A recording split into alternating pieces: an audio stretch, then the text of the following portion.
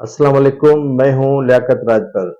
बात करेंगे फरार शुदा मुलजिम जो 4 हफ्ते इलाज के लिए अदालती हुक्म पर बाहर गए थे, लेकिन वो 4 साल बाद पाकिस्तान लौट रहे हैं। यकीनन आप समझ गए होंगे उस मुजरिम नवाज शरीफ की बात कर रहा हूं, जो मुजरिम एक 50 रुपए के स्टाम्प पेपर पर अदालत को अपना लंदन से इलाज करवाने के लिए इजाजत लेकर गए थे।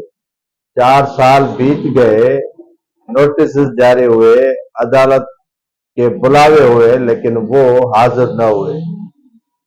लेकिन अचानक ही वो 4 साल बाद पाकिस्तान का रुख कर रहे हैं। नवाज शरीफ जो किसी इलाज के बहाने से बाहर गए थे, लेकिन मुझे मालूम है, पाकिस्तानी अवाम को मालूम है कि उन्होंने किसी भी अस्पताल से प्रॉपर इलाज नहीं करवाया।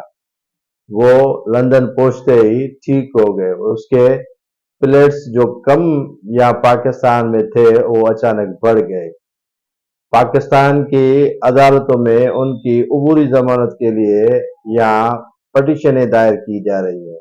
न उन्होंने कोई वकालतनामा सही किया और न ही अदालतों में जो बायोमेट्रिक होता है वो भी कराया। सोने पे सुहागा ये है कि रजिस्ट्रार ऑफिस की जानिब से उसकी पटिशन पर कोई एतराज भी दायर नहीं किया गया है, नहीं एतराज लगाकर उनकी पटिशन वापस की गई। जुल्म और जबर की इंतहा यह है कि नेब प्रोसिक्यूटर से जब अदालत ने पूछा तो नेब प्रोसिक्यूटर ने ही कहा कि अगर उन्हें जमानत दी जाए, मसलन नवाज शरीफ को जमानत दी जाए, तो उन्हें कोई एतराज नहीं है। ये हाल है हमारे सिस्टम का। जितना बड़ा आदमी उतना ही सिस्टम उसके घर की लोंडी बनता जा रहा है। नवाज शरीफ जो ताहयात नाहाल है और उन पर अदालत की जानिब से बार बार बुलावा देने के बावजूद न आने पर उन्हें इश्तिहारी करार दिया गया है।